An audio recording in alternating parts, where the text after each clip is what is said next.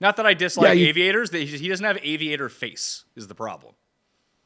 Ozempic Phil has aviator face.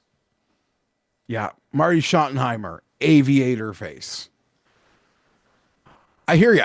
It's a strange look on the golf course. Like, he can wear any style, get his prescription lenses.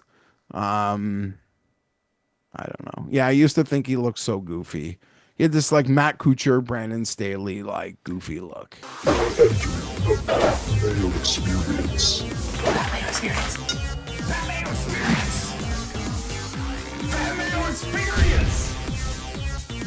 Experience. Welcome to the Pat Mayo Experience, presented by Underdog, the Memorial Tournament picks, preview, one and done, a recap of Colonial, and everything else in between. You good people. You are the heroes if you smash the like to this episode. Sub to Mayo Media Network, and a big reminder, just over a week from today, well, less than 2 weeks away, we're doing the live show during the Canadian Open in Toronto. Tickets on sale right now, down in the description. Jeff, they can come meet us. Share a vape pen with Jeff. It's a secret you can unlock.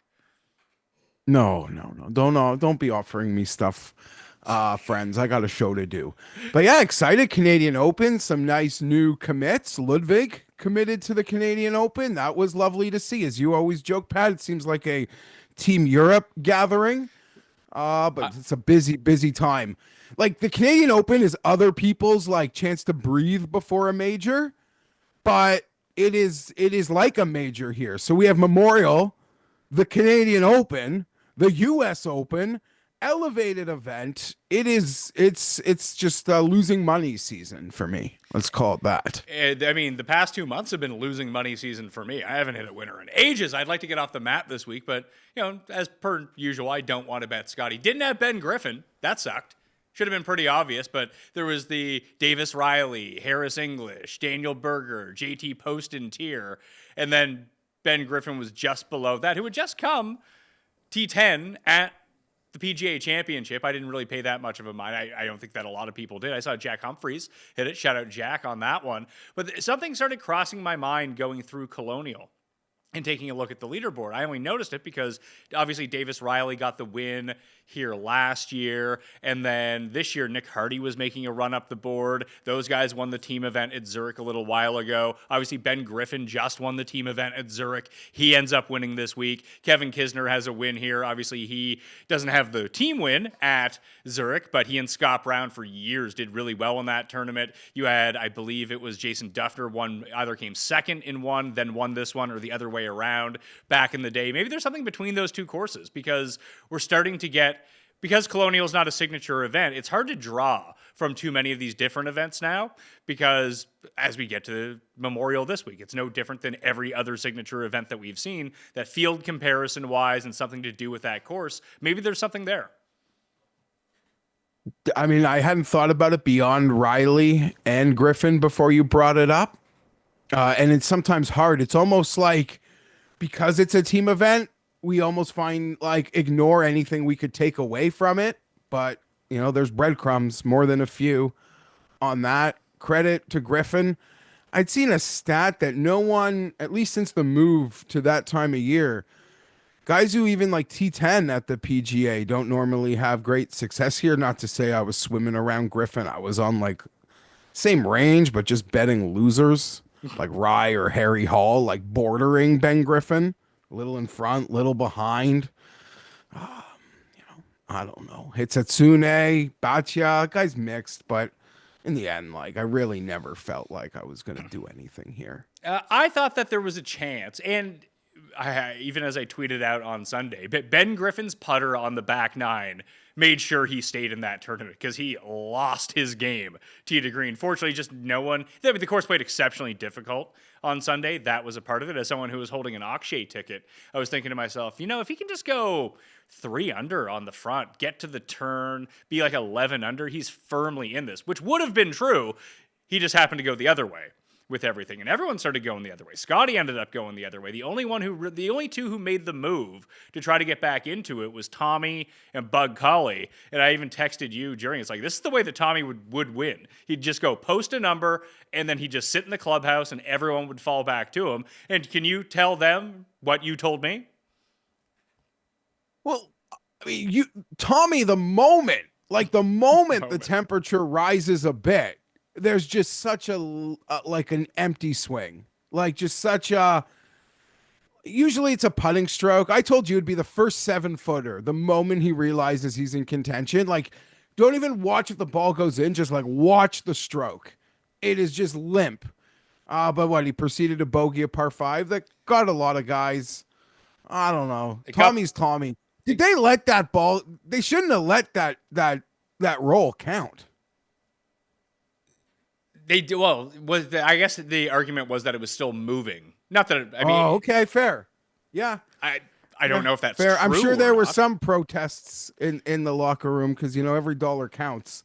Well, not only Every that, dollar- but it screwed the top 5 market if that's the way that you wanted to play it. Because if Tommy's putt doesn't count on the 72nd hole and it teetered on the edge, they waited for it and it ended up falling in for birdie. He goes from T6 to T4 in that group, or goes from T5 to T4, but it pushes Hisetsune, Robert McIntyre, Harry Hull, JJ Spawn, and Potgieter all out of the top 5. So anyone who was playing a top 5 each way got absolutely screwed. Not that there wouldn't have been a huge chop on it anyway, but if you had played a top 5 bet with ties or something like that, like you got murdered on that.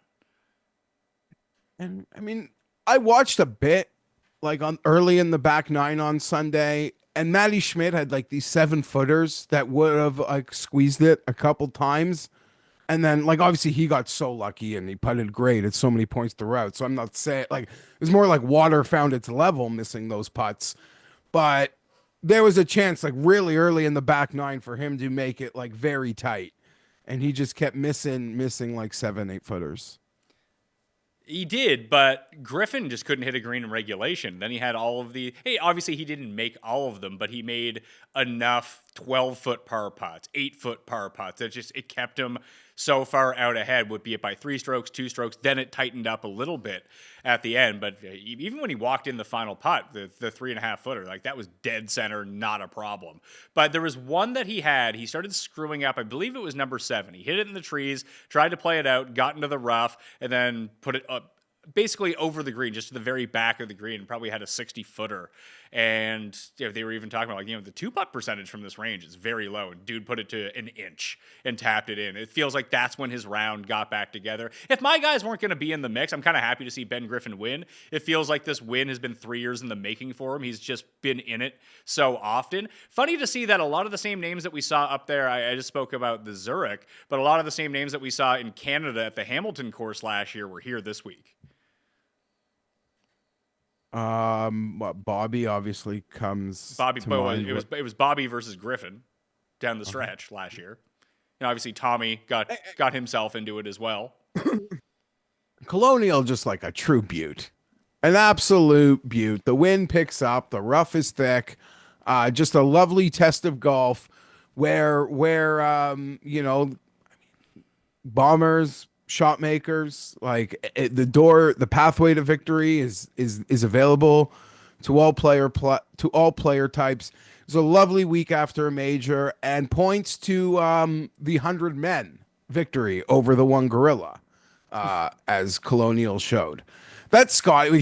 I was watching. No, they weren't on real coverage yet, but I was watching the pregame on Golf Channel. I had Scotty hitting it to like 14 feet on the par 5 on Saturday. I guess to like make you think he's going to get right in it. Holy shit. Like 300 yards out to 14 feet. Man, I don't know. At that moment, I know he didn't win, and there's like always hyperbole. And if you were watching the start of his round on Thursday, you probably got involved in like the internet hyperbole of how well that he played. I just logged on to see that, like, holy shit, 300 through 3. Thanks for coming out. These moments of, I don't even want to bet when he's playing. Well, that's a problem because he's playing this week and then in 2 weeks and then in 3 weeks. We're just gonna take I'm gonna bet, but I'm less excited. I'm less excited to bet, and I feel like the odds at a certain point in the board don't reflect. I don't know. Don't seem very fair for what we're up against. But let's try to find something. Why isn't it that Colonial he can't win though? He's always there, obviously, at the end. I think the past 4 years, it's been a second, a third, a second, and now a T4. So he's obviously there. And he outgained everyone in this field. Andrew Novak was second tee to green to Scheffler. Scheffler gained over 10 strokes tee to green. It's not even that he sucked on the greens. It's just he wasn't great on the greens. And as I did the research show last week, and we talked about, like, if you're not rolling a hot putter at Colonial, you don't have that much of a chance to win. I know I get laughed at sometimes, but like the people who get me, and the people like who kind of get me can laugh, and the people who don't get me think I'm just a fucking loon. But it's like winning the Heritage last year to me. It's like beside the Masters and the gold medal, winning the week after a major, I thought is as hard as anything there is in the sport. As dumb as that sounds. And even going to his own bed, like, I don't know, he felt it could have been the perfect spot. But no, winning the week after a major, I guess, is just like humans don't do it. Humans just don't do it. But he's got, like, this is a regular thing now for him. Like, his lead up into this event, this is where he's going to play a ton of golf because he's always going to show up to Colonial. And shit, like even thinking about next year's Colonial, I'm already afraid to bet against them. Has this taken the mantle of the best non-signature event, non-major? Like what? Like because in my mind, it used to be Heritage, but then Heritage became a signature event, and I feel like it got ruined in a really weird way that it didn't need to have a signature event. It's not the right. Weirdly. If I want to see a signature event with all the best players, I like what they're doing at Muirfield Village this week. I think that Riv makes a ton of sense. I think Bay Hill makes a ton of sense. But like the Travelers, the Heritage, those are just more fun courses where I kind of want to see 156 guys, 130 guys take it on. And not every single one of the best players. If I know you'd want to see the best players every single week, but I actually don't want to see that. And I feel like we were lied to as fans. Happens a lot. Again, I could be an idiot and just missed it. But my original interpretation of the signature events is the ones you mentioned would be staples. Riv, Bay Hill, Memorial. But the other ones would be a traveling circus to like honor the commitments that have been made by longstanding partners. And maybe for some, that's the reason they bailed. They bailed on partnerships. Wait, these things were supposed to be moving around. Right? Like it wasn't supposed to be the Travelers and the Heritage every single time. I thought it was supposed to be once every 4 years your tournament was supposed to be a signature event. Now, I don't know if I misread that. Or we're having, the Shazam effect on it, where maybe that just never happened, but maybe that was a part of the original intent of what the signature events were, and they've updated it each and every year that they've gone through. Like, I thought the John Deere Classic would get a signature event at some point. Yeah, and obviously, like, there's reasons why people make fair points as to why, like, national opens like Canada wouldn't be conducive to it because the Golf Canada aspect is so important to us and people here, and there is the amateurism aspect to a national open. But yes, everything else should be circulating. But again, Pat, I don't know whether we were told two different things or we're just misremembering or this was the origin one of it. And then what happened was the players got a hold of it and wanted to border them around the majors for the most part. Like we're seeing in a lot of places. And in that place, or maybe RBC's entitled to one and they're like, we're not giving it to Canada. We want to piggyback off of the afterglow of the Masters. We want that. RBC's commitment to golf maybe has earned their right to do that, but it sucks for us. It sucks for us. There's probably also a logistical nightmare of playing a major. Listen, guys do it every single year. It doesn't seem to be that big of a problem. But if you brought everyone to Canada, then had them have to go back into the U.S., especially now with who knows the fuck's going on over there. But just trying to like get in, get out, get in, and make sure that there are no delays because you have to get to whatever major championship venue. They just don't want the hassle of customs and things like that. Yeah, maybe, but I've long heard that like it's really the amateurism. That makes a lot of sense. The to me. Canadian Open because we have our own ways into the tournament all over the country, right? So The guy that I sponsor is actually in Montreal right now trying to get his spot. He told me he's going to go to the Monday queue in Ontario if he doesn't qualify through it this time. He's like, I think my best shot is actually trying to beat the 89 guys winning the one spot rather than go to the Monday queue. He's like, it's more conducive to how I play. He's like, yeah, the one round. He's like, I don't really shoot 8 under, which you need to go in. He's like, if I can play over 36 holes and shoot 4 under each day, like his consistency is usually the better part of his game. I would love to see him rocking the Mayo media gear in the Canadian Open, though. That'd be fantastic news. that would be 5-star, incredible. You might actually end up having to head up to the property. Yeah, If he actually, I don't know about that. you don't like on that. I'm not sure on that much. That being said, you're only getting there for the weekend, and who knows what would take its place. So 2 notes on that. The Monday of the Canadian Open, there's a huge U.S. Open qualifier here, like very close to me, that maybe I'll head to. Where One of is those it? 36. Lambton Golf Club. So I assume anyone in the Canadian Open who's not in the U.S. Open is going to be at Lambton on Monday. So I think I'm going to be there after we record in a week from now. And Alex Blickel showed that his U.S. Open qualifier is essentially all the live guys. Yeah.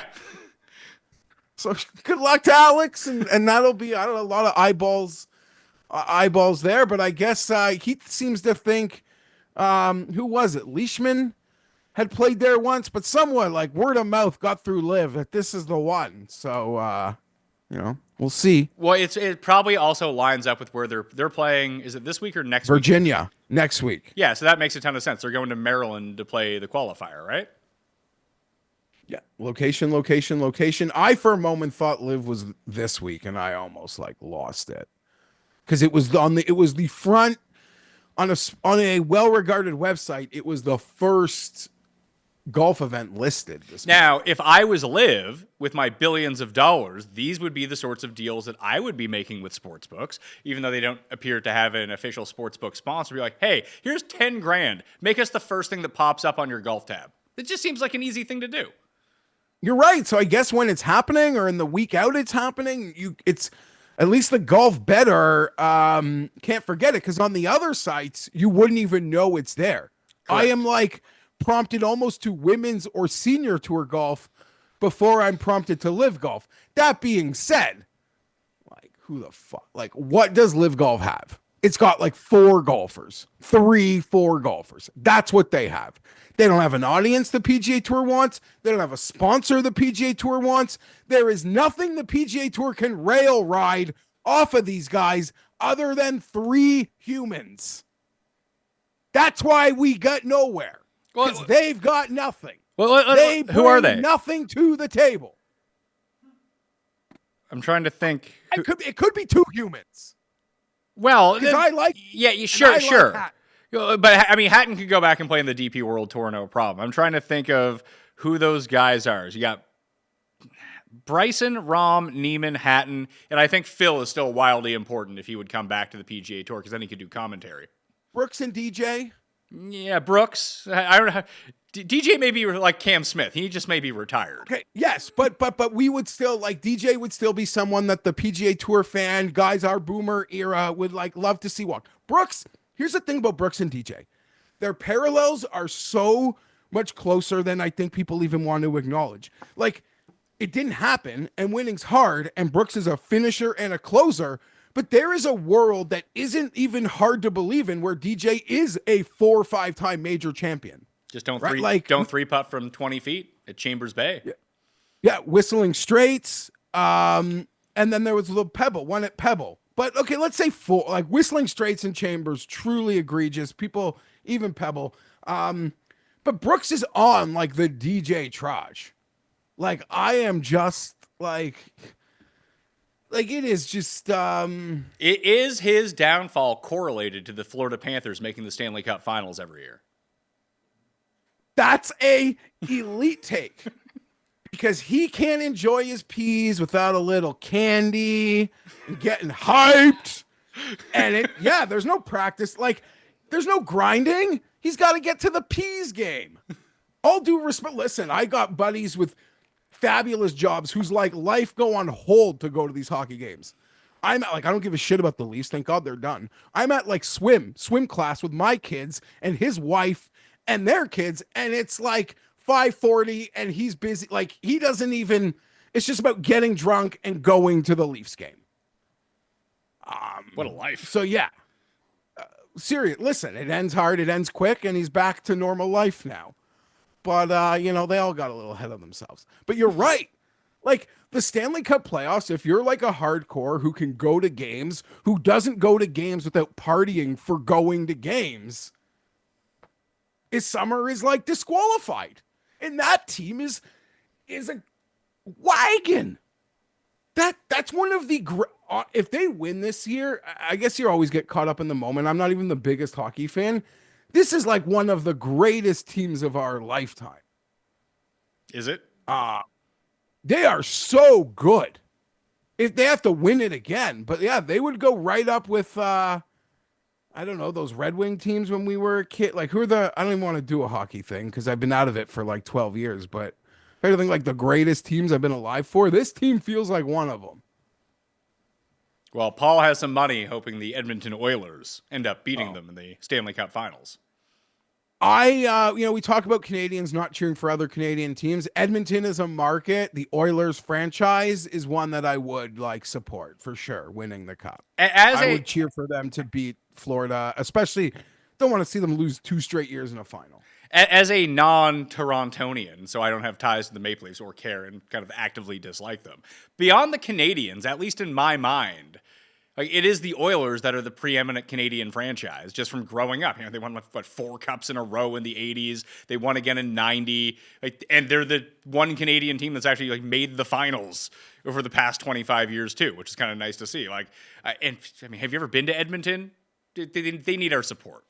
It is an awful place. Exactly. Sorry, that's why. Sorry to my main man Jeff Ulrich, who I know lives in Edmonton, but good. Like when people think about bad Canadian weather, they're thinking about Edmonton. It might as well be in the Arctic. Yeah, like a free agent would never go there. No. I mean, they won like a zillion lotteries and did nothing with it forever, and even whatever. I'm cheering for them. So I'm with Paul. I hope Paul wins his bet. What's funny, Morency actually pointed this out, now that we're into the PME Hockey Cast, that Florida, Tampa, Vegas, Nashville, and Dallas have all done really well over the past 5 years. And this always gets brought up in the NBA where, someone's going to sign in Dallas because there's no state tax. They wouldn't sign anywhere else. Turns out that it's actually hockey players who do all this stuff. They go to the non-state tax states. They're the only ones that put this into actual implementation, that they take a little bit less money to play in these states because they end up getting more money in the long run. And no one bothers them. And no one bothers them. And we'll close this by saying, I was disgusted. Listen, the Leafs suck. I'd bandwagon if they got to the finals, so I don't care that much. But I was disgusted that, league-wide, Pat, after they got eliminated by embarrassing themselves, players and coaches all over the league were like, man, feel bad for them. It's so hard to play in Toronto. The pressure, it's just not fair. Bullshit. Bullshit. I know pressure is a privilege is a corny line, but European soccer, there's 19-year-olds at Alabama that are going to be called onto the field that'll have just as much pressure as any goddamn fucking Maple Leaf. No, I would, to push back on that, I guess I would say that the difference is you're right about the level of pressure in all these other places, but it only exists in one place in hockey. If you play for Man U or you play for Barcelona or PSG or wherever it is, these big markets in each of the countries with 3-4 teams, it feels like there's an equal amount of pressure in European soccer. Or hell, if you play for Brazil or Argentina or Italy or France or England, as it comes down, it's just like Canada in the... I don't know what happened though. I saw the U.S. won the World Championship for the first time since 1933. But when it comes to Olympics or even that stupid tournament that happened in February, All-Star break, all the pressure was on the Canadians because they're the only people who care. Yeah, I guess you're right. So, but I don't know, man. Like the Cubs, like there's so much. Like Yeah, it's just such a cop-out. but the It's Cubs, just such a the Cubs have it. The Yankees have it. The Mets have it. The Red Sox have But it. they won the cut. Like the chart, the Leafs are the Cubs. Like they Yeah, are, but like, there's no other hockey team that suffers from this. Maybe Montreal. Maybe if Montreal is good. But every other market, even if you play for the Rangers, I'm sure there's some pressure. But on the list, the pantheon of pressure for New York sports, the Rangers are like just above like the Red Bull. Yeah, and especially baseball started. The Knicks, like if the Knicks are in the playoffs, like the Leafs, yeah, like the Jays don't even. Like Jays suck, but like the Jays don't even exist. People realize the Jays exist. It's like Christmas. People realizing the NBA starts on Christmas Day. Like they do not realize until the Leafs are done that the Blue Jay season started here. Blue Jays any Except good? me. No, it's a problem. I hate them. The Travelers Championship, the Northeast's one and only PGA Tour signature event. Can it surpass the excitement of last year's thrilling finale when Scottie Scheffler broke away from the loaded leaderboard with 3 straight birdies on the back 9 during the final round, leading to a dramatic one-hole playoff with Tom Kim, winning him his 6th PGA Tour victory of the season? Will Scottie repeat as champion? Come watch as the world's best PGA Tour players try and dethrone him. All of them competing all 4 days at TPC River Highlands. The action begins June 19th and runs through June 22nd. For tickets and information, visit TravelersChampionship.com to see the greats, including Scottie Scheffler, Rory McIlroy, Xander Schauffele, Ludwig Oberg, and the rest. The Travelers Championship. There is only one. Okay. I'm sorry. This was long-winded. What I- were the other events though? You were doing the events that are the best, that like aren't the good events. Like we used to have Honda up there, like, but yeah, this is probably currently top ranked. It's this or Phoenix. Yeah, I guess Phoenix feels like it doesn't. It's and unfair to put in this category, And- even and- though Phoenix. And Wyndham, I would say. I like the Wyndham Championship. Yeah, Wyndham's great. It's right before the FedEx Cup. I like it more than all of the FedEx Cup events. Yeah. I mean, yeah, you can at least hit a winner over 50-1 at the Wyndham. Yeah. Maybe. You're not Maybe. gonna hit one at the FedEx Cup. Sony's all right. Tori's all right. Honda used to be good, but now it's not. You know, the Valspar. Valspar's a good shout on that. I like that. Yeah, that was great this year. And we got a little field and, just penal and difficult, great tests.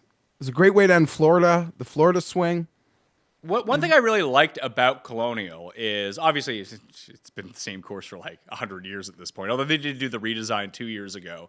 But no graduated rough. You're either in the fairway or you're in the shit. I do appreciate that aspect of it. I love that. Do you feel like Ben Griffin is an automatic lock for the Ryder Cup team because Ricky was first guy to congratulate him after his win? No, but that is like a status. That is like status symbol. That when Ricky is there to greet you, it means you have like risen to a tier. Now, in Sooth, it's because Ricky was in his playing group. Oh, okay. Do you think? Oh my God! You know what I hate? Was Tommy sticking around to shake Matty Schmidt's hand if he had won? Probably. Because Tommy's probably that guy not. for Europe. Yeah, Tommy is. All European Ryder Cup. Yeah, he's the rep. He's for sure.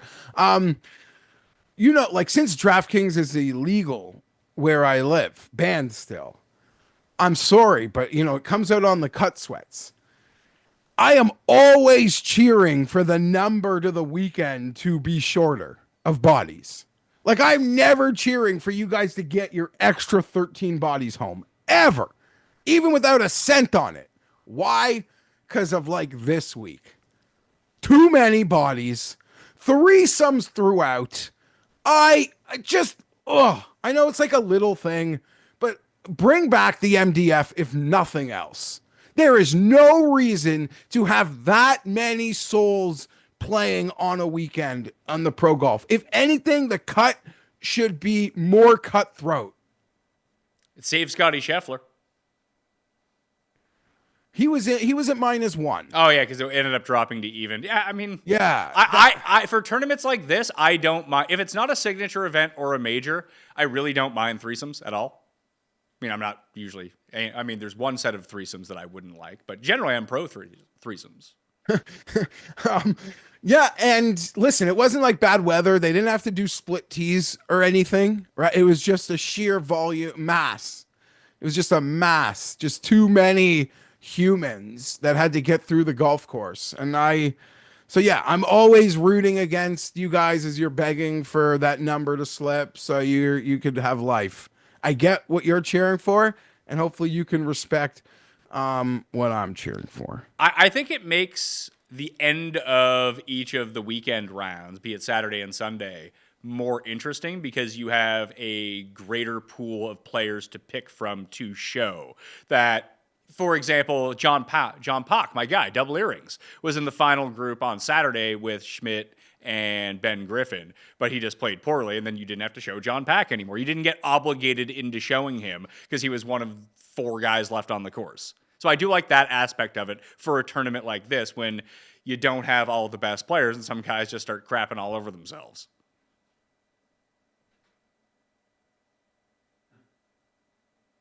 That makes sense. From a broadcast, there's sort of more bodies. Even if I have a bet at the top, like if I had money on Griffin or Schmidt, I would like it when it's like that because the bodies are also more compact. Like anyone who can catch you is truly playing in your pocket of it, like course conditions, and it limits the people coming truly from the clouds in that aspect. But yeah, I could see it from why the broadcast, just more bodies around the league, around the end. Great win for Griffin. And you watch him open his mouth and you're like, how do you not like this guy? The aviators are a bit much. Not that I dislike aviators. He doesn't have aviator face is the problem. Ozempic Phil has aviator face. Yeah, Marty Schottenheimer, aviator face. I hear ya. It's a strange look on the golf course. Like he can wear any style, get his prescription lenses. I don't know. Yeah, I used to think he looked so goofy. He had this like Matt Kuchar, Brandon Staley like goofy look. That is absolutely true. He does have a Brandon Staley goofy look. Yeah. That used to really bother me about him, but then I heard him open his mouth and like, this guy is just like, how you not root for him? And shout out, I know Joe, our boy Tour Picks, had the joke about it, but that like, just like local legal firm on his shirt, like shout out to them. Like that's the dream. I'm telling you, it is. That's what I'm trying to do.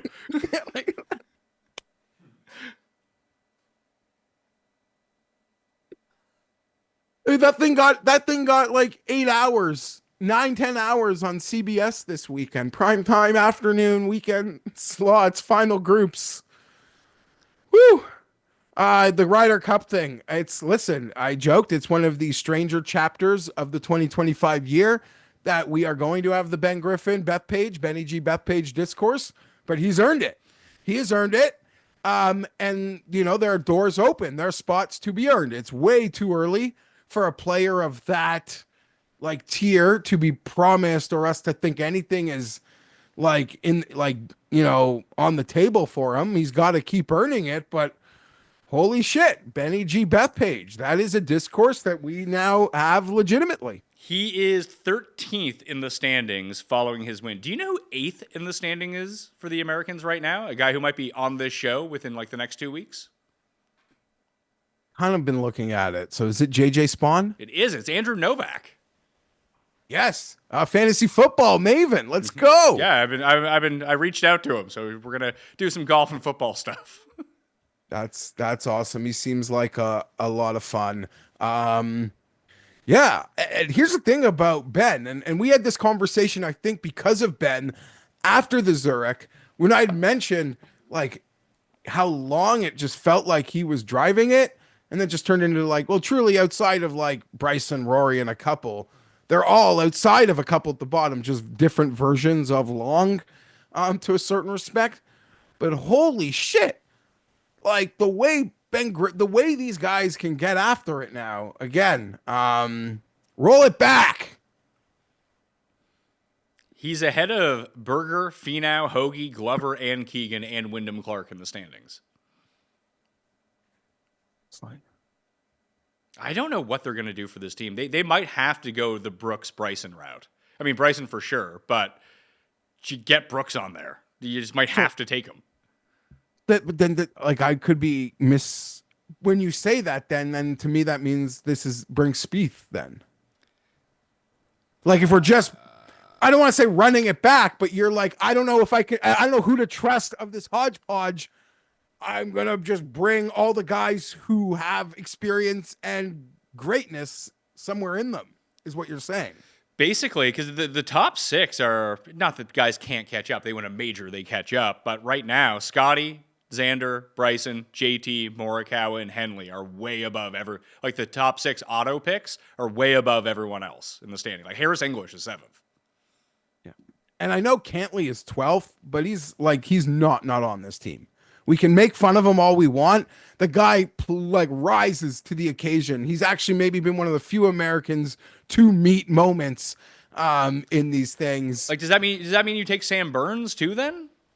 Who hasn't done anything? No, because Sam Burns has gone winless in some of these things. So I don't think they're the same. What the Americans should do is exactly what the Europeans did 2 years ago when they put Højgaard and Ludwig on the team. They should seriously consider Clanton or Thorbjornsen for this team. Okay, you said a name. I bet him on Thursday morning, 150-1. He withdrew Thursday afternoon with a wrist injury. Listen, you hope it's cautious, but it's sort of like anytime I hear a baseball player hand or wrist, I'm like, I don't know, maybe the season. Like, he might be back and playing again, but that guy could be cooked for the season. I see Thorbjornsen wrist, WD. I hope, I don't know anything. I say this knowing nothing. But I hope it's hyper precautionary, because anything legitimate there, we were joking a week ago, this guy's going to be 35-1 in Detroit. Maybe not now. But unless the only other way that you go about this is say, hey, I'm looking at, and this isn't necessarily true outside of the very top end guys, and it kind of works both ways. But playing Thorbjornsen's pretty crazy, though. What? Like, you mean more like Boccia? No, Clanton. Clanton would be the one that I would look at, that he kind of has the Ludwig trajectory. It's not like he hasn't had success on the PGA Tour already. He doesn't have a win yet, but dude has just a bunch of top 10s as an amateur. He's going to make his pro debut next week if he can put together something coming in. Like honestly, if you had a choice at Bethpage and you have, listen, I know JJ Spawn's having a great year, but you can take Spawn or Clanton, a guy who could be on this team for 15 years. Why not take him? Yeah, I love this. And I swear to you, I was DMing Baroff from the Oakdale parking lot 4 years ago, when that open was. And I told them, I just asked Bodog for a Ludwig to make the Ryder Cup odd. And they gave it to me. And maybe next week I will send Bodog a message asking them for a Ryder Cup odd on Clanton. But I don't know if the U.S. has the guts. Well, the only other way to do it, is you're going to need prodigious length off the tee in order to compete at Bethpage, theoretically, or they grow out the rough to U.S. Open style, and then, Scheffler is going to be good in anything that you do, but maybe gear it more towards some accuracy guys and take Akshay and those guys. It seems like a really weird I don't know how you construct this in order for it to work. But I would say that Harris English has to be close to a lock at this point. As weird as that sounds. He hasn't even done anything this year, but he's just 7th in points sitting there. And he's the type of guy who plays these long, hard courses well, that maybe you just take him. I mean, I know, I have the bets. I have bet too much on Europe at plus 150, plus 160. I've already done it. It's not a smart thing to do. No normal human, you don't just a future that far out for a single one-off head-to-head. Pizzola laughs at me for that, but I don't care. The Ryder Cup is my favorite thing in the sport.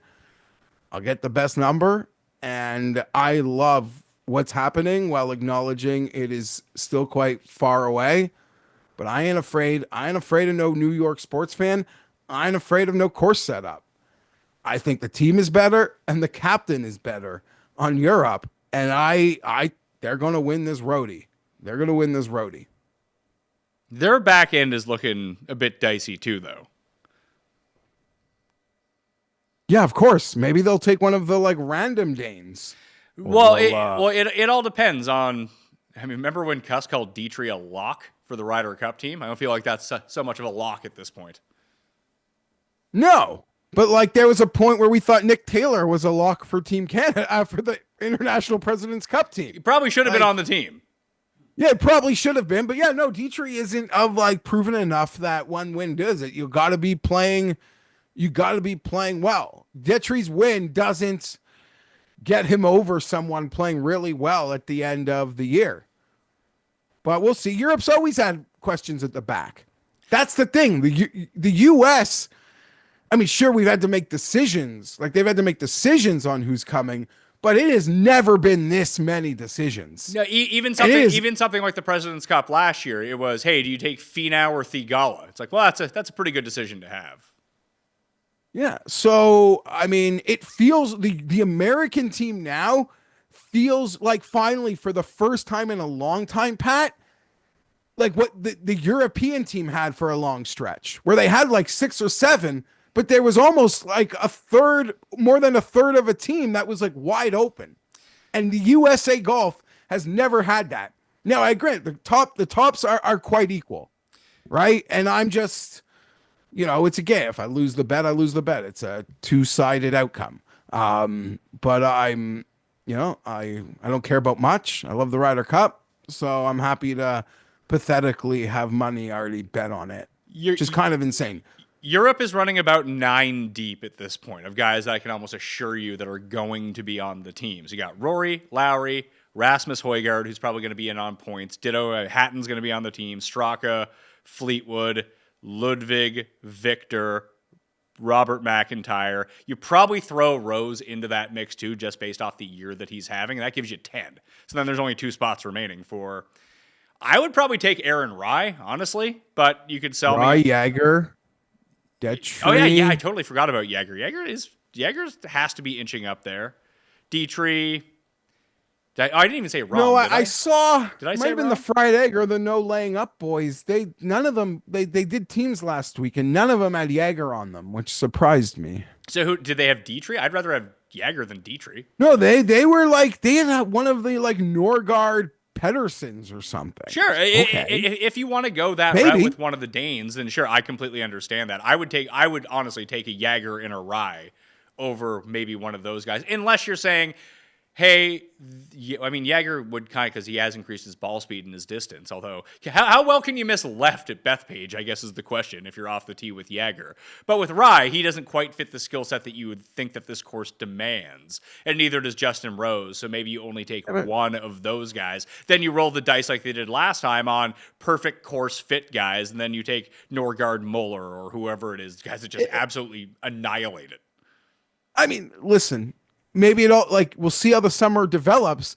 But if the U.S. is in a spot where JJ Spawn grabs another second and Benny G makes his way up there, looking like he's going to make the team, maybe they're like less afraid to bring Aaron Rye. Like if they're bringing Spawn, like if they're bringing these like shorter accuracy shot makers, then like we'll bring one too. It's funny, though, because I'm looking at the standings right now. He's in 41st. And spoiler alert, people, if they watch the research show, know that I'm betting him this week. But Matt Fitzpatrick is 41. I think he has a summer to remember here. I might just start investing in Matt Fitzpatrick shares. You know what? I was good. I don't know if that's who you mentioned before. I was disappointed. I wanted more. When I woke up and looked at odds this morning, he was a guy I was looking for. I was hoping there'd be more, but they're onto something, and that's it. I mean, that's it. That's the name. If this guy's game starts to turn around, it's not even a question. He's back on the team. Well, what about And Noren? it looks what like the game what is about coming. Noren? What does Noren have to do to get on this team? I don't know. Like, he's got to...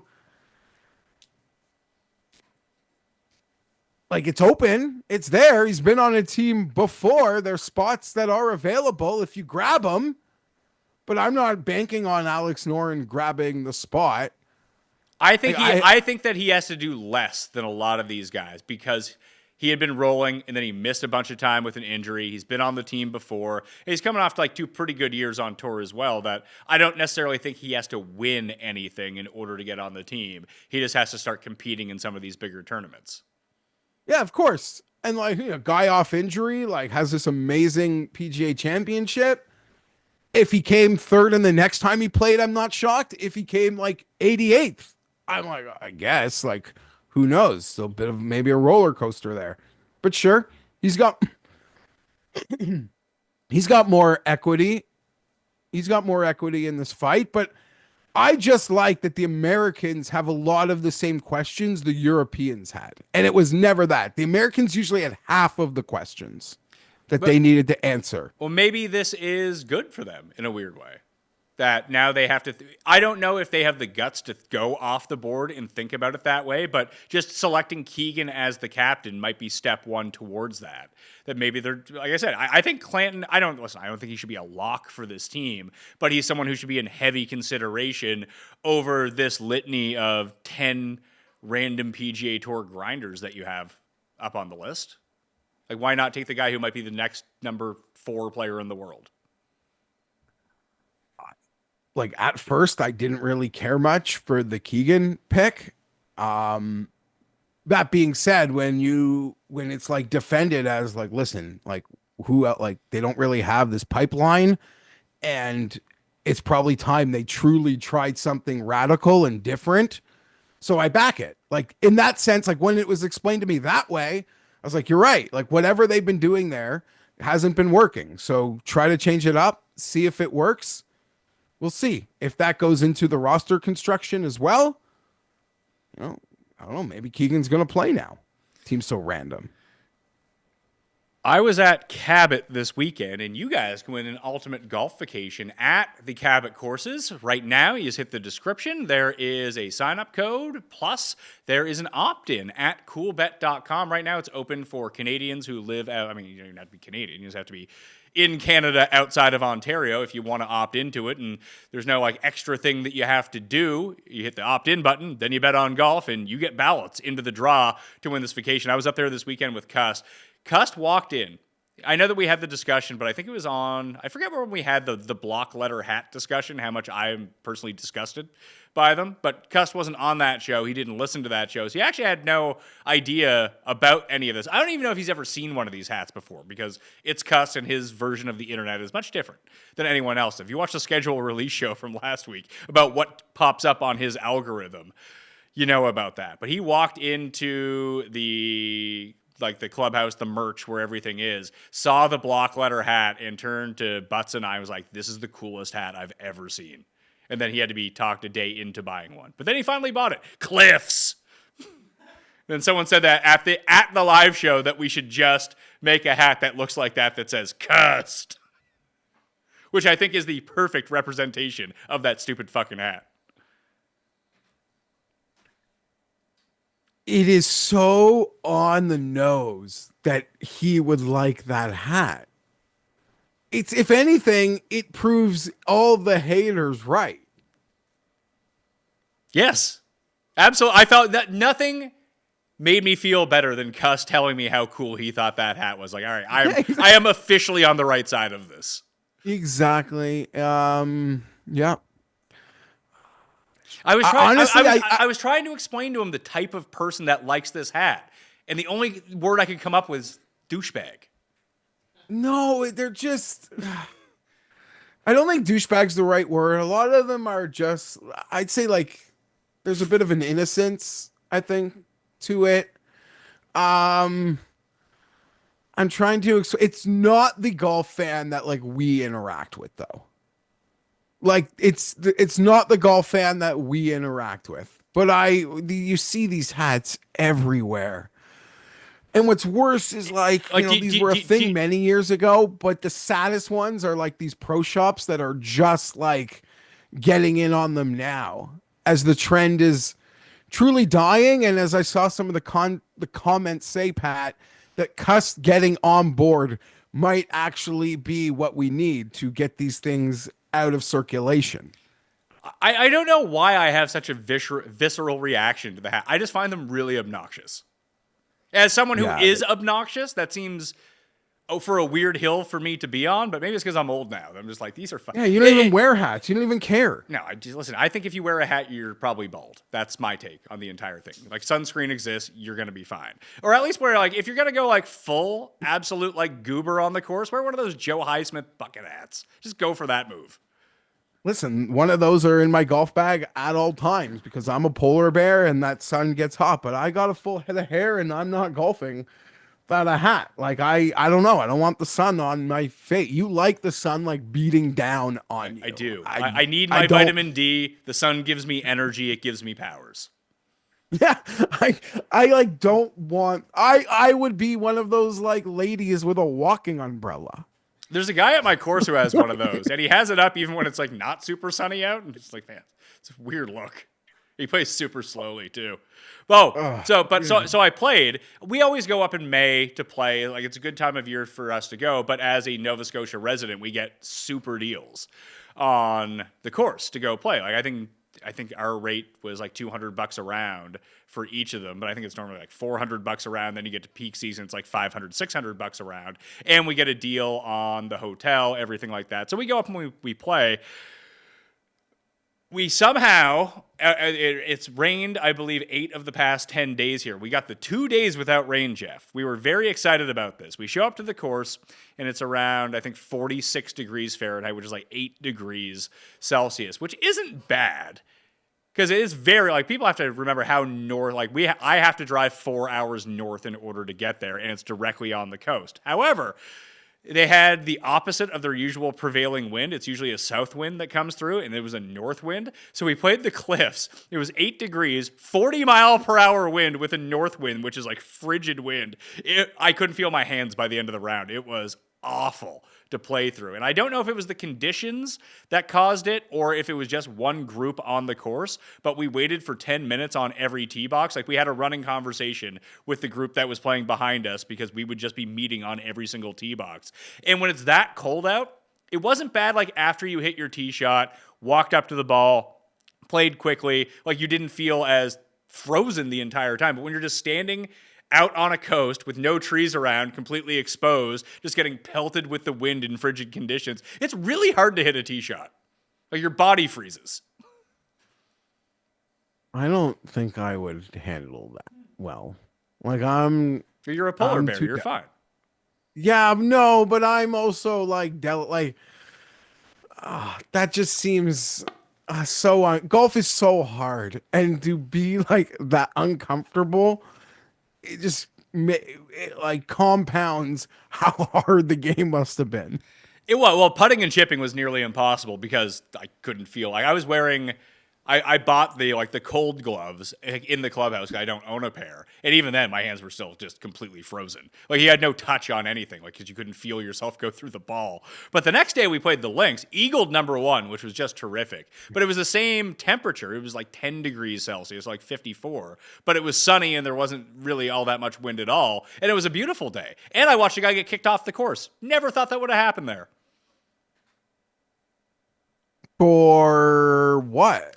We were walking up to 14 at the links, which is it's not a mimic of number 6 or 7, whatever it is at Pebble Beach, but it's a big downhill shot. It's around like 85 yards into the water. Like, the back of the green just goes into the water. So it's like, it looks like an infinity pool, but a green that just goes out. And we just had a bunch of wind in our face. So we were sitting there. And there's like, it's where you cross, like, you're coming up 8, the 9th hole is there, the 12th hole is there, and the 14th hole is there, and there's like a station to buy beer and everything like that. And we see this group of like 8 walking up the 8th hole, which is a par 5. It's 4 dudes and 4 caddies. And then there's another guy who comes in who works at the course. And we can hear them, like, we can't really make out what they're saying, but then this one dude just clearly, I don't know if he's from Boston, Rhode Island, Vermont, somewhere in New England. The accent was a dead giveaway for this guy. You fucking bitch, you don't fucking tell me that. And just like yelling at this guy from the course. He demanded to see the manager of the course, Jeff. And then when the manager of the course came out, he got kicked off the course and out of the hotel. I can't imagine like how out of bounds Well, he was giving it to this like 20-year-old guy who worked at the course. They sent the guy out because we looked at it. It's like, I wonder why they're talking to him. And then we looked down the fairway. It's a par 5. There's a group about 100 yards behind them. There's another group that's probably 250 yards behind them at the beginning of the fairway. And there's 2 groups on the tee box. They were like, you are playing so slowly, you cannot play number 9. You have to walk to the 10th tee box and skip a hole. That's how far off pace you are. And then he's like, I paid top dollar for this. And they're like, well, you know what? We're going to keep your money and you can fuck off. Get out of the course. Okay. Honestly, I thought when you're telling that, I assume like maybe this guy like vandalized the course, or maybe someone accidentally hit into them and he hit the ball back at them. Like I like just slow play. 5 groups on one hole. And they were like, you got to skip a hole. You got to get closer to back on. The damage is already done at that point. I mean, I'm not saying you can let it proceed. You got to get them out. But the people who are stuck in that, like, the damage is done. Yeah, but at least if those 4 groups aren't super slow and you give these guys a whole cushion, like just open up a hole in front of them, at least they can start playing after 2 holes. In theory, you should be caught out unless they catch up to these idiots again and they're still playing super slowly. But with an open course in front of you, you tend to play a lot faster. Yes, true. But I've never seen anything like it on a golf course. And he was losing his mind. He was the Karen of the golf course. He demanded to see the manager of the course. Yelling at this like 20-year-old Aussie dude who's like a summer student at the course. Tough scene. I'm shocked one 20-year-old got them to walk off the course. No, he didn't. He had to go get the manager. Then the manager came out. Yeah, you think you would need like some security. I don't know. You never know with some people. Guess what kind of hat he was wearing?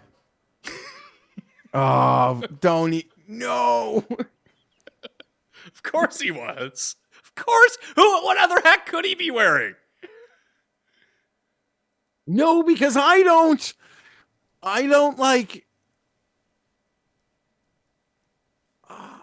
see that hat as like someone who's going to be like a belligerent disturbance. Really? Like, I see that hat as like a partial initiation as a pledge to get into a frat house.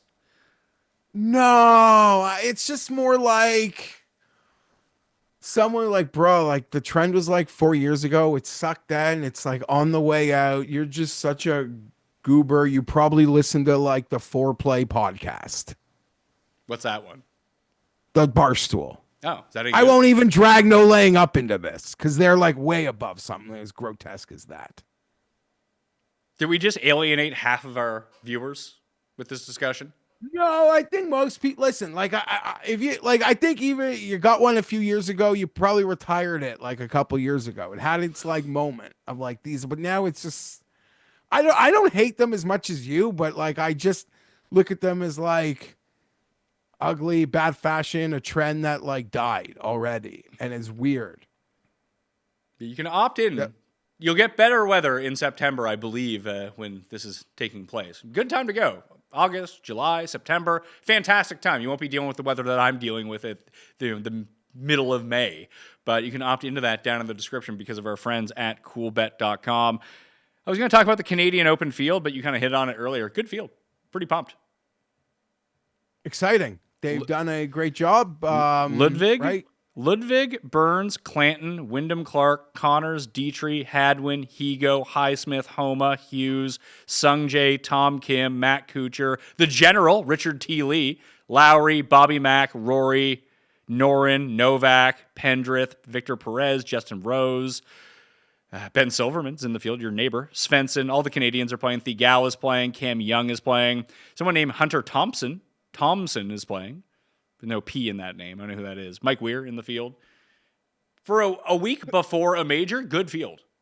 Great field. Great field. No Tommy. And like you said, like the European vibe there, love it. I think it's as good as they can ask for. There was like an era where there was like some downturn.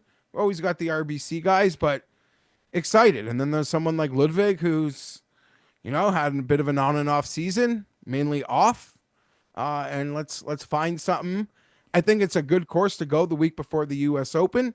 It'll be long. And if Hamilton and Oakdale and what they've done, we've seen recently in Canada, is I think the rough is going to be Colonial-esque, and it's either you're on the fairway or you're in really thick rough. Looked like there was I watched the EPAT sent me Yeah. the fly over the course. Bunch of Yeah, there fescue is. everywhere. I like this. Yeah. Yeah. Again, it's the property's been around forever, and it's had a bunch of redesigns, and obviously the TPC guys came in there a couple years ago, built some more courses. Last time I was there, it looked like the clubhouse was just about finished. I mentioned I've played a lot of the neighboring, like the sister courses on property. I haven't had a chance to play that one yet. But yeah, a lot of high grass.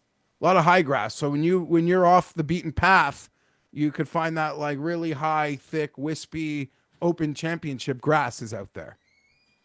Okay. I think that's everything that we got on the One more docket. thing. Oh, one more thing. Oh, is it Matty Schmidt's slow play and the Irish announcer just absolutely hammering him on the broadcast on Sky Sports, which is hilarious. No. But slow play. He said it was egregious following Matty Schmidt Slow around. play sucks.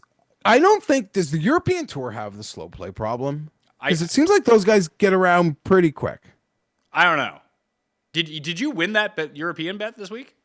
Yes. So obviously a horrible week on the PGA Tour. I live bet a guy yesterday, the guy who won at 8-1 as he was coming up his last hole. He was 8 under at the time for the day, ended up shooting 9 under. But just know, once in a while, more often than not, the European Tour goes like it was peak European Tour, Pat. The guy who shoots a 9 under in the clubhouse for 2.5 hours ends up in a 3-man playoff as the leader, is just wobbly. And then some other guy who was like 290-1 10 minutes before birdies 3 of the final 4 holes to also be in a playoff.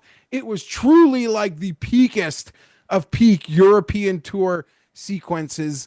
I might not have done a good enough job explaining it, but anyone that has any concept of what goes on over there pretty much understands what I'm talking about. It was a shit show. Christoph Reiten beat Ewan Ferguson and was it Danny Van Driel in a playoff? Thirsty Lawrence was 4th. Nice to see some decent results out of Thirsty. And another I think some Swede won on Corn Ferry. Man, these Scandinavians taking over. They have to get their own Ryder Cup team. Listen, you said it a few weeks ago. I think Scandinavia, like they might be getting one of the next European Ryder Cups. The way that the game has grown there. But one other thing, I can't like avoid it because it's just been coming up a lot, and I'm not gonna go where people like think I might go. You're not going to talk about Morikawa, are you? Nope, you know me, culture warrior Fienberg. Like this WNBA, it's so toxic, and I find it hilarious. But what's happening is like Tiger is getting brought into this a lot. What? As he should be, in the sense that like Caitlyn, like the eyeballs. Put it this way: when Tiger came, and there was so much attention or new interest in the sport, we were younger. Tiger came a lot, though, was the thing. Yes, as it turned out. Gave that to you. Well played. You didn't miss it. That's for sure. We were younger, but it was also of an age, Pat, where like, we'd read, I saw like Sports Illustrated came to my door. And if you watch like the 30-minute Sports Center, like the sports world you didn't like, there were 100 different websites with 100 different stories.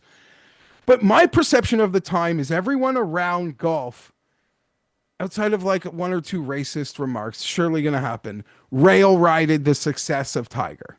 To this day, they still rail ride the success. The broadcast tried every now and then. We pick new players who could maybe be the rival of Tiger, but everyone benefited. Even the players who weren't close to the level of Tiger Woods benefited, right? They all got on board and said, we can rail ride the shit out of this. What does rail ride mean?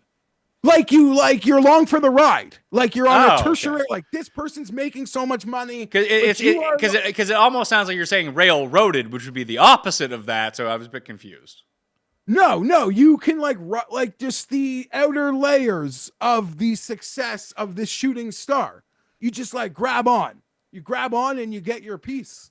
And that is my perception, or maybe history has made it where that's how we remember it. it seems like in this venture where there's something special happening that is drawing like such great interest, most people who are a part of it don't have interest in rail riding it. They want to knock it down. I don't get it. Well, you did see this with Tiger in a weird part with some of like the guys who were just about to go to Champions Tour. Like the older dudes didn't like it. Azinger, Stadler, you're right. Yeah, but everyone below that was like, holy shit, we're going to make 20 times as much money. And I think that golf, like if you end up if you had become a women's professional basketball player 10 years ago, I mean, why do you think Brittany Griner was in Russia? Because they were the only place that would actually pay you to do this. It's not like a lifelong obsession with money that got you into the WNBA. So with golf, it is. Like, if you're playing professional golf, money's a big part about playing golf. That's kind of how you get into it. You kind of have to have money to start up in the first place. So I think that there's a different, obviously, culture between these two things. But I think that the biggest difference, and I don't quite understand it, but I've started to see what you brought up last week, that it just seems like an outlet. Like, yes, ratings are up, especially for the Caitlin Clark games, but it just seems like an avenue for these talking head shows or whatever it might be, just to stage culture war type shit on everything. Project whatever they want to project onto it. And it feeds. It's the perfect thing to put on the internet to get engagement, because it doesn't matter if you watch, pay attention, or care. You can project whatever you want onto it and talk about it in that context. But I think the big difference is Tiger Woods is either the best or second best player of all time. He had the best 10-year run from the moment he started on tour of any player of all time. Caitlin Clark is good, apparently. I don't think she's the Tiger Woods of the WNBA. Is she even the best player in the WNBA? I mean, not at this moment, but she's in year 2, and you're thinking like a year or two. Yeah, but the moment Tiger showed up, he was the best player. Was he the moment he showed up? He was. What he went, you could see that he missed the cut as an amateur at the 96 Masters, then won the 97 Masters. Yeah, that's what I mean. So, like, as a rookie... But he wasn't a rookie. It would be like if Caitlin Clark played exhibition games while she was in college. No, I'm not comparing them. The comparison isn't fair in terms of, like, what their talent is. But I think I'm not going to pretend to even, like, care or watch. Although there is a team coming to Toronto, and I got 2 young girls. So if they, run a good league that captivates my girls, then sure, I'll come watch it. But it does seem like... And listen, there were a lot of golfers that were hyper inferior to Tiger that the media tried to make as rivals to Tiger. Like, that's just all part of it. So credit to the other party in this for, if people want to build her up, whatever, but you ride your viral moment as the rival to the star, to Hulk Hogan. Yeah. Like you use that for everything it's worth. Because even if your career in 5 years, you were just remembered for your viral moment, like, you own that spotlight. So I'm not hating on the other party involved here, but it just seems like there just seems like a total lack of rail riding that they should all be wanting to participate in. Yeah, but some people want to, some people don't. Yeah. The next stage of WNBA players will be just massive capitalists, because they'll have their NIL deals and they'll expect to make that same amount of money once they turn pro. And if the viewership stays up for this kind of thing and the sponsorship deals continue to come in, then they will take full advantage of that. Then it won't be that big. It won't be as big of a problem. But I do think that there's the difference is that Tiger came in and was the best player in the world, and maybe the best player of all time the moment he showed up. And that's just not the case with this. Even in a world where Steph Curry exists, I know he's won MVPs, but like LeBron has been the best player for 20 years. You know what I mean? Yeah, for sure. That's I know what you mean. Although Steph is he's not more popular, but his like Q rating is much higher. It feels like fewer people dislike Steph Curry than LeBron. You nailed it again, I think. I think you made a lot of fair analysis through everything I brought up. Jared would like to chime in, as he's the only other one of these WNBA streets with you. Yeah, I've been hearing what you're saying, Geoff. I think you could make a plausible case that Caitlin Clark is a top 5 player. Sure, but yeah. I think that there's a difference between being a top 5 player and one of the best players and being maybe the best player of all time immediately. Oh, well, Of course. I mean, we'll have to see where it goes. Yeah, but she's not like She has the third most triple doubles. She might be MVP MVP this year, though, right Pat. now. Like, And she's played she a might be, lot. like, legitimately win the MVP this year. Yeah, So, I just think that there's a difference between a very good player and one of the best players and maybe the best player ever. It's also harder to do that it's harder to quantify in a team sport compared to an individual sport as well. Maybe, but how can I put this? I mean, it took Jordan time to become the best player of all time too. It's a longer, although it's supposed to be a longer learning curve in golf too. Yeah. Like it's supposed to be a longer learning curve with anything, and then you see these guys show up and be like, "Holy shit, Yeah. this is different." Like to Jeff's point, what they're doing with the schedule last year and her team, not teammates, but her fellow WNBA players, kind of putting her down and like poo-pooing what she's doing. It's all sour grapes, man.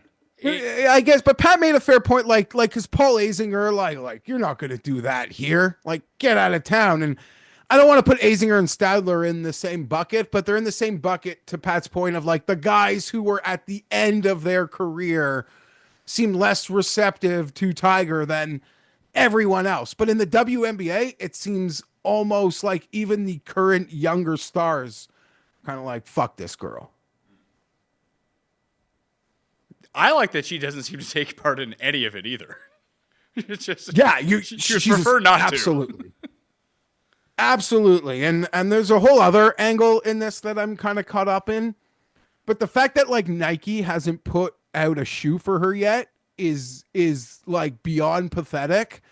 And their priorities certainly aren't making money.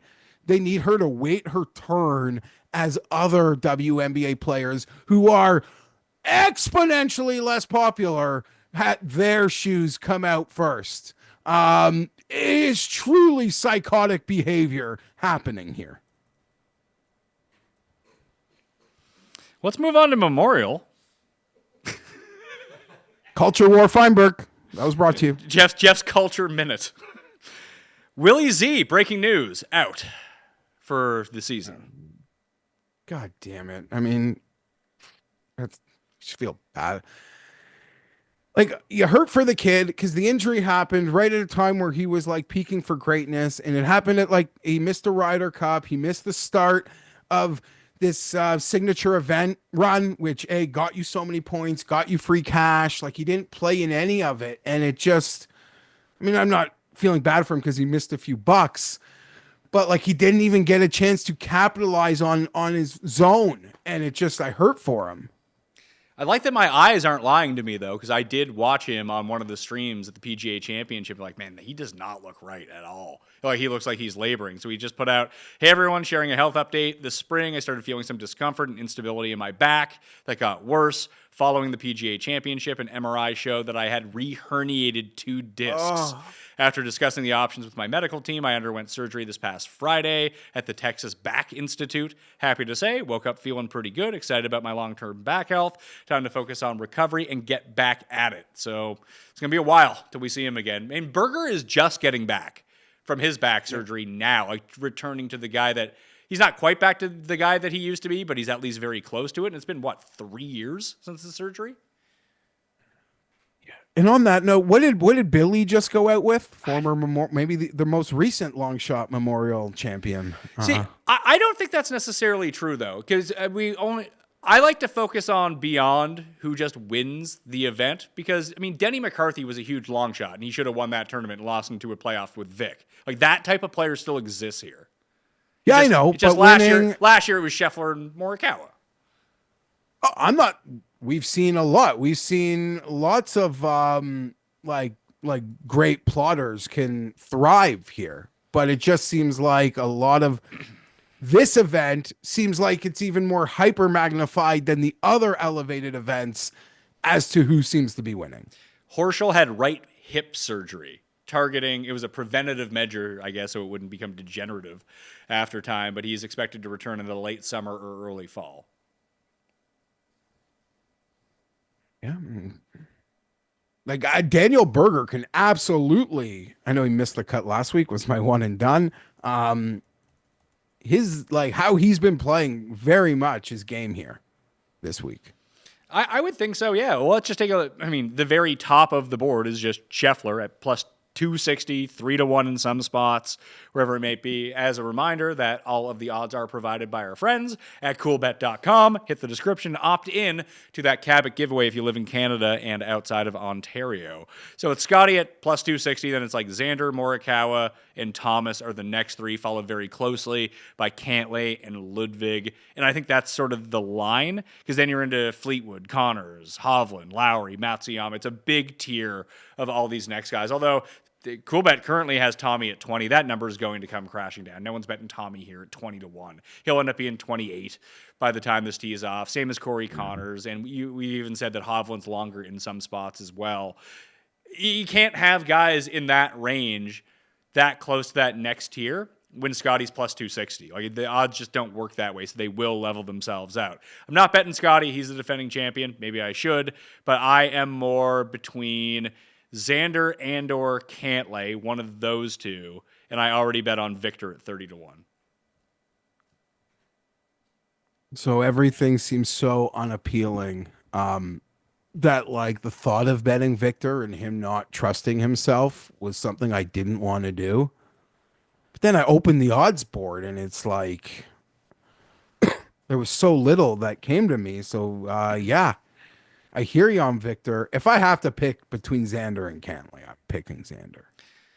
This two-time winner, Patrick Cantlay, including 1 year when the leader had to be basically kicked out of the tournament because he had COVID after the round, if you recall. Like, I'm a big Cantlay backer. This is a great place for him. I'd rather like bet Xander than Cantlay.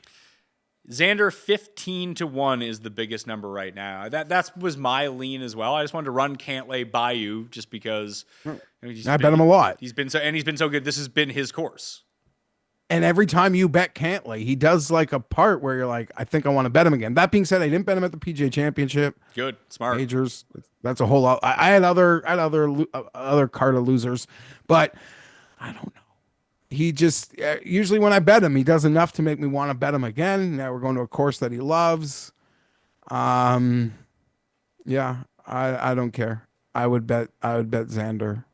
So I'll circle Xander. And Morikawa at 16. Like, consider how well he like plays here. He won the Workaday. That had nothing to do with the Memorial Tournament, though. That was okay, sure, but I'm just saying, like, a good vibe on the property. He had a second place. Like, fine, screw the Workday. Second place last year. Lost in a playoff. Yeah, his game is like absolutely lovely, as it should be for so many courses. But I don't feel like his lack of distance compared to some of the other higher end players is as big of a negative here. It's easy for him to make up with those irons, and he usually does it. So I don't really say nice things about Colin, but I think Colin at 16 that I'm seeing is kind of fair, and that's a place that might even add an enhance to it later in the day. I just worry that he sucks since the Masters. Oh, I'm not betting him to win.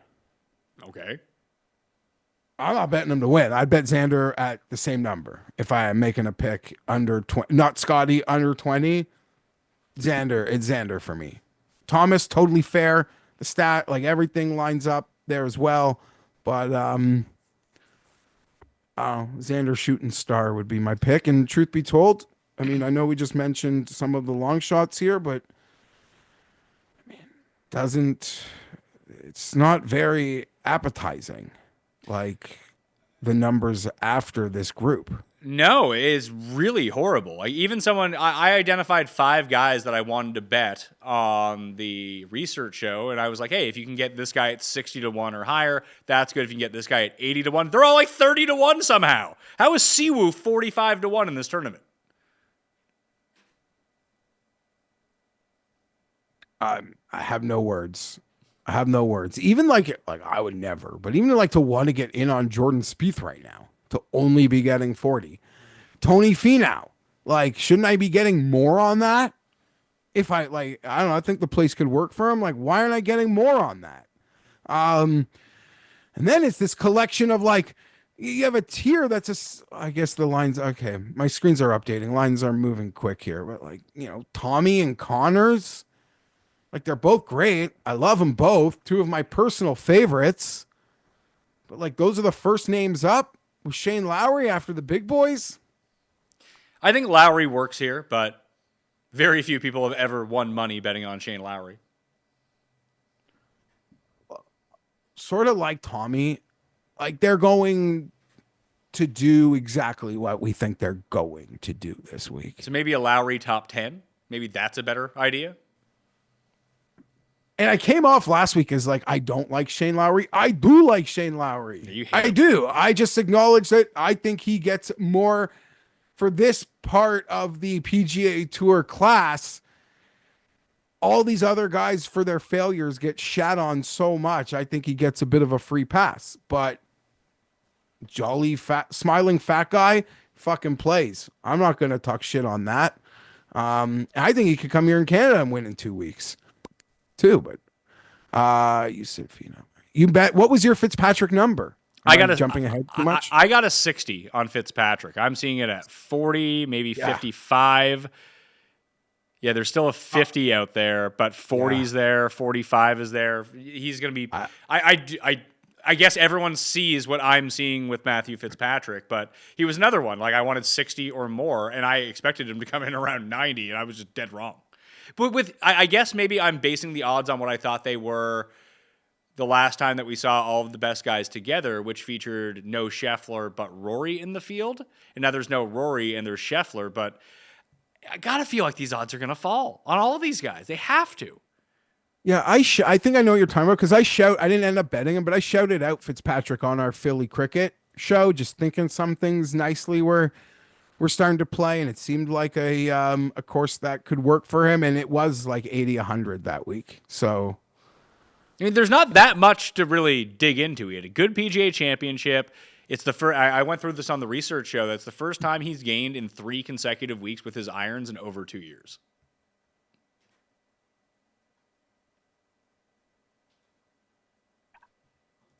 Your 60's gonna, CLV and golf outrights. Oh yeah, you're gonna well have worth some it. strong there. Even the 50, I do know there's such little that is like pulling me in here that the 50 doesn't seem that bad. Fitz how bad has Finau been? I mean, he's been as bad as you'd expect. He's not even doing the things well that he used to do well, which I think is the issue. Like last year, when let's just go back to last year for a second. Like he was gaining 10 strokes on approach, 5.5, 7.5, 3.4. Like every week the ball striking was on point. You'd go over to see how he did putting, and it was really terrible. This year, like the irons are bad, the driver's a little bit better, he's chipping okay, and he's still losing strokes putting. Like he did gain 5.2 strokes at the PGA Championship. That was the first time he had gained strokes on approach since the Masters, which was like only one. Just been a very inconsistent ball striking year for him. That's not the Tony you want at this number. Like you give me double the number, then all of a sudden we're trying to figure it out. But his results don't look all that dissimilar than Cam Young's. That's disgusting. What about? I bet the 66-1 with the top 5 each way. I actually bet Noren. I like what I saw at Quail Hollow, and I think that he fits that other mold of player that we kind of talked about here. That you said that doesn't necessarily exist. I still believe it does exist here. A guy that's going to hit his long irons well, can make a few putts, can scramble the lights out. It needs to play a little bit more difficult, but I can most definitely see that. I mean, I am not gonna these guys absolutely exist there's money to be made on Alex Noren this week and that player type. Sure. I don't know if there's shaking Jack and Barbara's hand with the trophy money. Ludwig has a chance to pull off like one of golf's great doubles. When you can win the Jenny and the Memorial in the same year. That's peak Mantle shit with those pictures. He's going to be close to 30-1 by the time this goes off, based on the numbers I'm seeing right now. Ludwig? Yeah. He's just playing like crap. Oh, at least last year around this time, it was like, he's got a knee injury. I got nothing to fall back on right now. But I don't know. I'm happy he's coming to Canada. I could do Novak this week. Novak seems pretty close. Like he was even like he missed the cut at the PGA. He put on those great runs. He won the team event with Griffin, and he was very much in the mix. He was second to Scotty tee to green at Colonial. He just continues to play good golf, and you can actually get him around 90 to 1, 100 to 1. Like of all these guys at the very bottom, he seems to make the most sense, if that makes sense. He's consistently competing on a level that none of the guys around him on the odds board are. Maybe Bud Cauley. Yeah, Bud Cauley would probably be that guy. But even someone like, I love Akshay, but 90 to 1 seems like a fair enough number, but it almost feels like it should be much deeper than that in this field. Got 80 to 1 last. I got 80 to 1 last week against just Scotty. So did I. You know, like I don't want to bet that here. That's what I mean. It's the same number, but adding Scotty's still here. You know who could weirdly win this week? Maybe I'll put money on him. He's probably like 500 to 1 or something. So let me go check. Where is he at?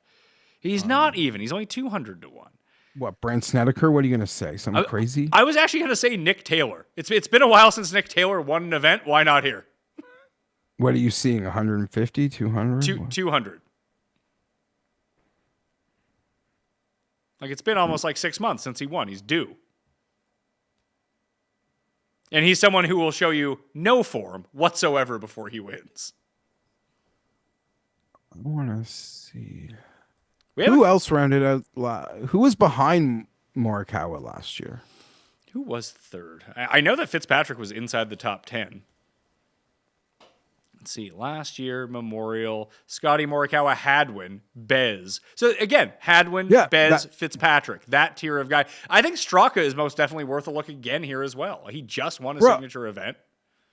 I mean, listen, it's not a lot of the property has changed. I know it wasn't an elevated there, but we've seen Lingmerth, Dirt McGirt win here. Like it's that profile of, straight flushing it can very much get you mixing.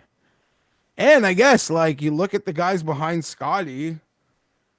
I mean, where's the first prolific winner? It doesn't exist. So maybe you're right, Pat. Maybe I'm looking at it wrong. Valhalla, I think, is a good look here as well. Last year at Valhalla, Xander, Bryson, 2-time winner, or at least 1-time winner at Memorial. Victor, winner at Memorial. Morikawa, 2 seconds, and the alt win. Shane Lowry, Justin Rose has been a winner at Memorial. Billy Horschel has been a winner at Memorial. Scotty Scheffler, that's the top 10 from Valhalla last year. Another Jack Nicklaus design, similar-ish parts of the country, like Midwest-ish. Obviously, it played a little bit differently. Noren was 12th that year, too. That's why I ended up on Noren for this week, but that's like one of the links I could make. You could say PGA National, that's Jack Nicklaus adjacent, but guys that just do well on Jack Nicklaus courses, I think are most definitely worth a look. I would like, I'm intrigued by that Valhalla crossover. Best players in the field past 12 rounds at Jack Nicklaus courses: Scheffler, Morikawa, Hovland, Straka, Berger, Siwoo, Xander, Fitz, Hideki, Eckroat, and Sung Jae Im. I think it's tough to make a bet if you think that Scheffler is going to win. And usually that just means you should probably bet Scheffler. But I want to, like if we circle back, like I do want to bet Patrick Cantley, but I don't want to do it. Then don't do it. Yeah, I guess I'm not. Let's open up this guy one second. It was good until the PGA Championship. Yeah, and I mean, he usually sucks at majors, so just get right back to, Although his ball striking has been less consistent, I feel like the peaks for Victor have been better. I've seen him do it here before, just like Cantlay, and I think he can run a hotter putter at the moment as well, and kind of like the way that he's been playing, at least on approach. He hasn't lost on approach since the opening event of the year. So if he can bring his driver along with him, the chipping at this tournament is very difficult. You have the thick rough, and the greenside bunkers are like impossible to get out of. They have the longest proximity. So I think it takes away from some of that stuff that he does poorly, because a lot of people are going to do it poorly, that if he can just run a bit of a hot putter, I think he should be fine. And I think that 30 to 1, 33 to 1, whatever you can find is a very fair number for him. and then I'll start working around. So quick picks for the Memorial Tournament. Do you know the last time Cantley gained with approach? On approach at the Truist? Yeah, I opened it up. At the Truist 2 weeks ago? Nope, he lost 3.2. That's not true. You're looking at the wrong thing. He gained 5.6 at the Truist. Oh, I apologize. That wasn't Patrick Cantley. Who was it? That was not Patrick Cantley. I was looking at Sung J.M. Patrick Cantley's approach play and off the tee have been awesome. Yeah, Like, really and I good. knew that because he couldn't hit a putt. That was the thing. He'd been straight. That's why I kept betting him again. Because he'd been striping the shit out of the ball, and he couldn't buy a putt. Couldn't buy a putt. I was looking at Sung J.M. That makes more sense. Quick picks for the Memorial. I'm going to go with Vic at 30, Fitz at 60, Noren 66 to 1 with a top 5. I'm going to debate between Cantlay and Xander at the top. Those are my two favorite guys in that range. And I'm probably also going to take a look at Lowry, Straka, that level of player. But I think that unless you really like a Fitz number right now, that you probably wait because everyone's odds are probably going to get better the closer we get to first tee. Victor. I mean, I don't even know if he trusts himself, but I trust so few golfers under 40 to 1, and I'll back Victor ceiling at 33, 30, whatever it is. So I'm with you on that. I expect to be backing Xander.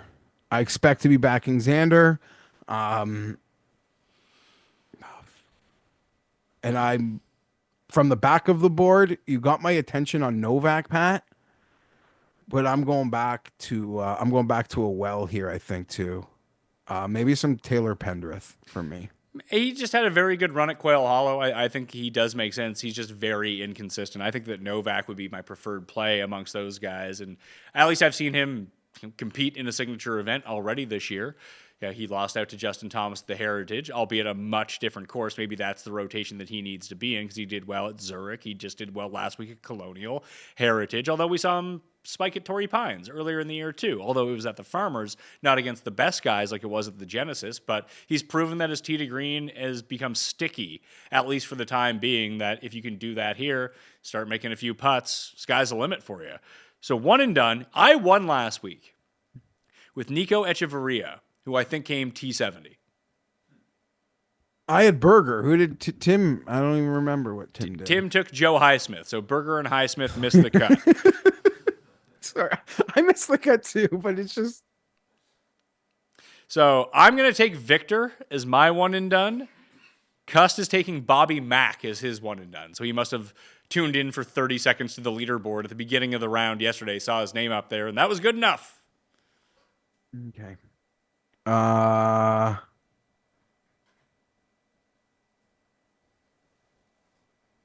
Xander Schauffele. Yeah, I'm looking at the sheet right now. So. Yeah, I see that. I see that you have not used him. I thought you were. I was going to take Cantlay, but I forgot that I used him at Heritage, and you used him at the Truist a few weeks back, which was not bad. He came fourth, so you got almost $1 million for that. I am currently up by just under $4 million on you.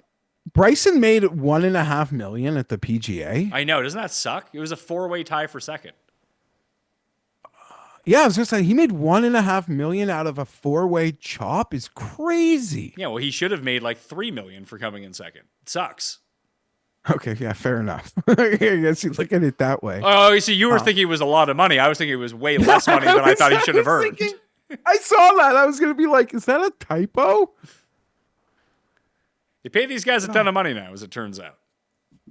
These guys make a lot of money, and to go back to what I said before, when you rail ride, as Kevin Kisner said, like it gets to a point where 30th pays a fortune. Thank Phil. Yeah, I guess. Yeah, nowadays, I guess thank Phil. Next week, Canada live show. Get your tickets now. I think we have like 130 sold right now. So if we get up to 150, get really packed in there, I think it'll be a good time. Tell your friends. Not just Pretty you, good. people listening too. That will do it for us on the Pat Mayo Experience. The schedule release show with Jeff, Tim, and I came out last week. If you haven't checked it out, it was a fun show. We got more coming up this week. I got football tomorrow, Tambo on Wednesday, football on Thursday, and then we're back doing the research show for the Canadian Open. Then we're into major week. So a lot going on. If you don't know anything about the Canadian Open course, EPAT played it and did the media day there a few weeks ago. I got some flyover viz of it as well. He's going to join me to break down the course and what he thinks is going to be coming through. And then we're on to Oakmont. It's going to be a great time. So make sure you're subbed. Make sure you smash the like. And I will see you next time. Pat Mayo Experience! Experience!